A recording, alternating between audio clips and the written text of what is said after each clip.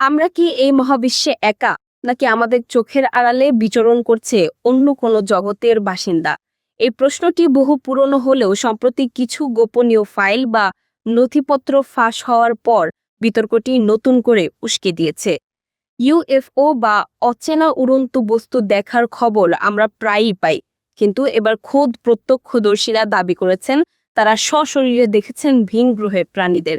তাদের দাবি অনুযায়ী সেই প্রাণীরা ছিল প্রায় 4 ফুট লম্বা এবং তাদের পরনে ছিল বিশেষ ধরনের স্পেস স্যুট ও হেলমেট। কি আছে সেই চাঞ্চল্যকর ফাইলে? বিস্তারিত থাকছে ইরামন হোমার রিপোর্টে। গোপন নথি থেকে পাওয়া তথ্য অনুযায়ী কয়েক দশক আগে এক নির্জন এলাকায় হঠাৎ অবতরণ করেছিল একটি অদ্ভুত যান। প্রত্যক্ষদর্শীরা প্রথমে সেটিকে কোনো সামরিক বিমান ভেবে ভুল করলেও কিছুক্ষণ পরেই তাদের ভুল ভেঙে যায়। সেই যান থেকে বেরিয়ে আসে এমন কিছু যা তারা স্বপ্নেও কল্পনা করেনি।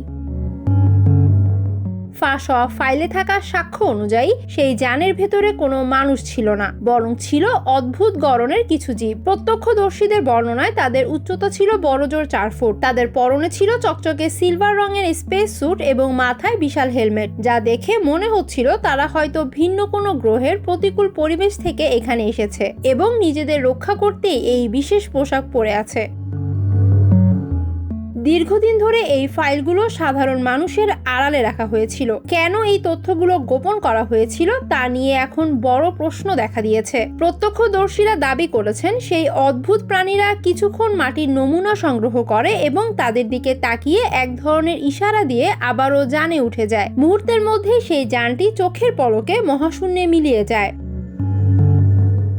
ইউএফও গবেষকদের মতে এই বর্ণনাগুলো মোটেও অবাস্তব নয়। পৃথিবীর বিভিন্ন প্রান্তে একই ধরনের স্পেস স্যুট পরা ছোট আকৃতির প্রাণী দেখার খবর বারবার পাওয়া গেছে। ফাঁস হওয়া এই নতুন ফাইলগুলো কি তবে প্রমাণ করে দিচ্ছে যে ভিন গ্রহের প্রাণীরা নিয়মিত পৃথিবীতে যাতায়াত করে? উত্তর আজও রহস্যের আড়ালে। তবে এই নথিপত্রগুলো আমাদের ভাবনার জগৎকে নতুন করে নাড়া দিচ্ছে।